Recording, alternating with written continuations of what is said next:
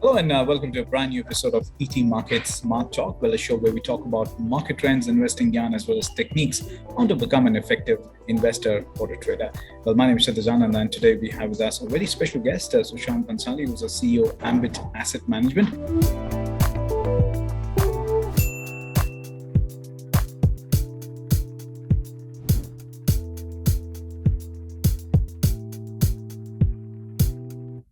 Well, welcome to the show, Mr. Bhansali. Thank you, Sudhij. Thanks for having me here. Right. Mr. Bhansali, we've seen some bit of recovery in market, even though most of the negatives such as, war, inflation, crude oil prices are still active. So what is market actually factoring at this point in time? I think we've seen 2 great years of equities since COVID started, right? And this is, in our view, a consolidation phase where markets have seemed to peaked out in October 2021. And since then, they're just going up and down. To sum it, in my mind, the liquidity in the domestic markets, right, from retail investors, whether through mutual funds or direct investments, or even probably HNIs in this country, the liquidity through this channel is not letting the markets go down beyond a point. And all the things which you listed out, whether it's inflation, whether it's geopolitical reasons, or probably the war, right? All of them are not letting the earnings probably getting delivered, in which is probably blocking the upside of the market. So markets are in range bound scenario for last 6 odd months, and we expect this to continue for a few more months yet. And in fact, now we are in the 6th month of you could say, of the year, or you could say the first half of the 2022. Now, the first 5 months have been nothing short of a roller coaster ride for investors. So, what is your take on the markets in the short to medium term as well? Yeah, so we expect this consolidation phase to continue for a few more months, right? Till we get more clarity on whether inflation will get subsidized in next 3 to 4 months, or whether there's stability on the geopolitical front and there is an end to the war, which has been, I think, when we started, it was just about 2-3 weeks, which everybody sort of imagined, right? But similar to like COVID has been into place now for more than 2 years, right? It's been almost 4 months since the war started, and hopefully we will see an end to it. Every month we talk about that the end of this month probably is the end of the war, but it's going on since February, March. So hopefully in next 2-3 months, if we get clarity on that it's finally done and over with. And probably the impact of all these led by crude prices. I think that's the single most number which we all are worried about, and which takes a toll on everything globally. It hurts inflation, it hurts margins for almost every industry, right?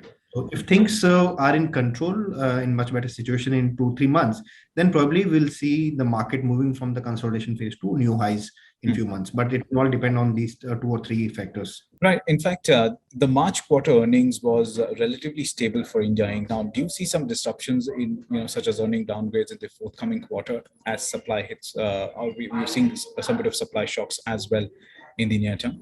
So if you look at last 10 odd years, 10, 12 odd years, right?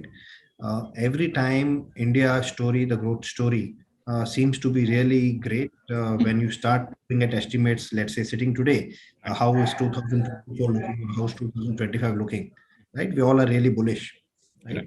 But 2010 to 20 was sort of a decade in which almost every year, I think, we had a great belief of earning delivery from, let's say, the Nifty company, right? So the Nifty EPS. But as time passes out and you are into the actual year, the actual delivery of earnings has been probably between 5 to 25% less than what it was initially expected, right? Only in 2021 is when we started with a low base and we delivered much higher than what it was initially expected. So hopefully that's the change in trend, right? The way we are looking at things right now for FY23 and FY24. So far, it's a repeat of what happened between 2010 and 2020. But if these global things on inflation as well as war, I think they are out, then probably we will continue with the 2021 earnings surprise, as we may say. Right. Last 1 or 2 quarters, I would say things are probably stable because now these were already priced in. Right. But otherwise, I think if you look at how FY22 earnings have been delivered as compared to their initial expectation, they definitely have been a bit less than what was expected initially.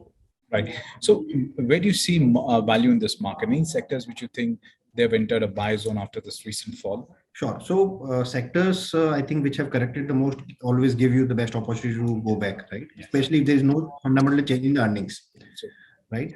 So the biggest, I would say, is IT sector, which has taken a big toll in the last few months in this 2000 after a great rally in 2021. The fundamentals of that business are not changing. I think the earnings growth as well as the quality of earnings and primarily the business itself. I think the digitization thesis, which is working out for all these IT companies, that is here to stay. And it's not just 1 or 2 year story. It's, I think, a decade of story. In today's world, IT digitization is something which no business can live without. I yes. think it's not no more a luxury which it was before COVID. Now it's a move to a necessity. The fundamentals of that industry are really strong. There was a lack of probably on the supply side of employees. It was a big, I think, because the large companies which are the carriers of the making the carriers of these employees, because people work there and then shift to smaller companies later on, Yes. right? They didn't do much of hiring in last 2 to 3 years of the previous decade, which is why they were sort of short of employees, and which is what led to massive inflation and attrition in that industry. So that, I would say, should now be under control, and we should see a comeback of IT. So that remains the preferred sector in our view. The second, I think, the sector which has not participated in this whole rally in last 2 years Right. is BFSI. BFSI. Right? Okay. BFSI has been a bellwether of Indian equities for last 2 decades, right? And that has not participated meaningfully at all in these last 2 years of the rally. So I would say BFSI will be another one which will probably now participate, and I think everybody is eagerly waiting for them to participate. The profile of that sector, I would say, is into good shape. All the issues in terms of whether credit growth, which was not happening, or probably the asset quality issues, I think those are all behind us. The economy as such, fundamentally, if you look at, is doing quite well. And the last few fortnight reports from RBI on credit growth are showcasing a mid double digit growth. Right. And if that is sustained, then BFSI probably will be another sector. The third sector, which actually has not participated before the rally also, was autos. So that has not participated since 2019. Right. So 3 bad years, there has to be a mean reversal. Right. So I think that will be the third sector in which I think we should see good traction in next 6 to 12 months. So IT, BFSI, as well as autos are the three sectors on your radar, which really gives value at this point in time or providing value. Now, another thing we want to focus on, and this has been one of the pain areas for the Indian markets, and that are foreign institutional investors. Now they continue to offload stocks in Indian markets. So, what is the main reason, according to you? And is is it the fact that they're getting exit from India, that is one of the reason, or profitability, or is just regular churn that is happening for the foreign institutional portfolio? So if you look around, I think FIs are quite a meaningful segment of the market in the Indian context, right? It's about almost 20%, right? Give or take 1 or 2% here and there, which will be there. Now, a large part of this holdings are long only focused funds, right? Whether it's global pension funds, endowment funds, or probably emerging markets or India focused funds as well. Right? But most of these are long only. In addition to that, they're large hedge funds. Right?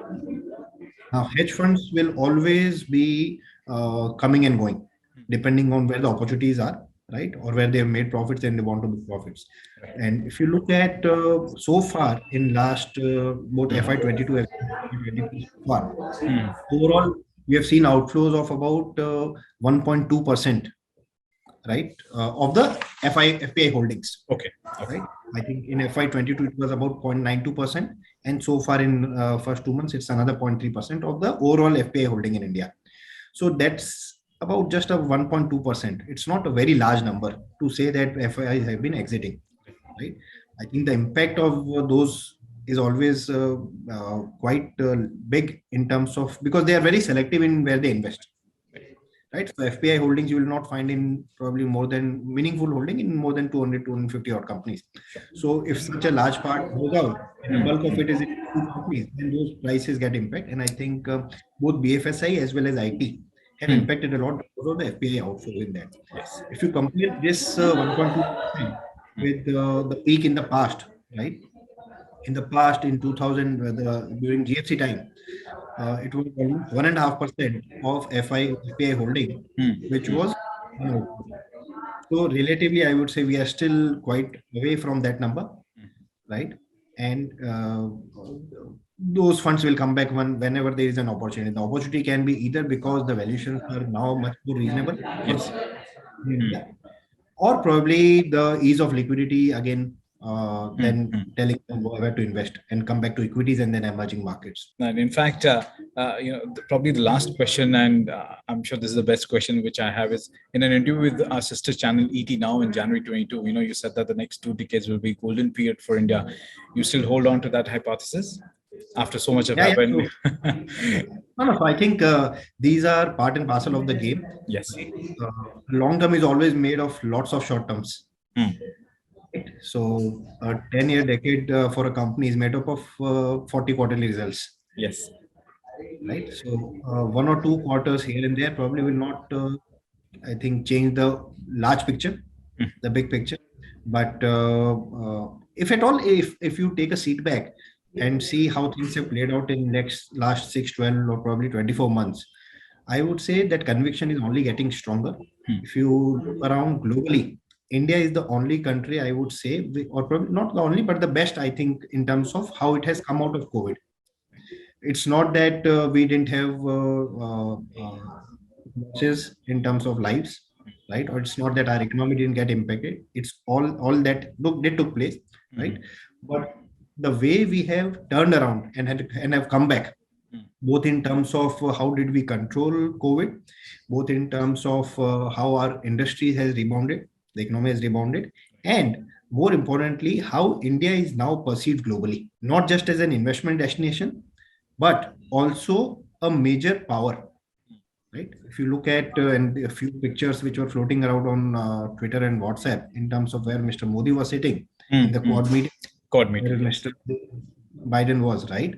So that shows that India is now on the verge of becoming the next superpower, right? So what used to be Russia and US, right, and then somewhere Japan emerged, and then somewhere China emerged, right? I think there will be a new place for India, right? And globally, the weight of India in whether in corporates or in political circles has only gone up in last 2-3 years. So the 2-year decade story, which we believe India will go through, and probably it's not just 2 in my mind, it's 3, because it was Japan between 1960 and 1990. It was China between 1990 and 2020. Yes. Our belief is that 2020 to 2050 will be the golden era for India, both because of the positive demographics, as well as, I think, India becoming a savior for the world in a China plus one strategy. Okay. Right. So things are, I think, coming together for India. We have been waiting for this for almost 2 or 3 decades. Right. Finally, we believe this is the time for India. Well, on that note, thank you so much for your time, Sushant. And well, that's all for now, folks. But do stay log on to etmarkets.com for more on news, business, and economy. Thank you so much for your time, sir.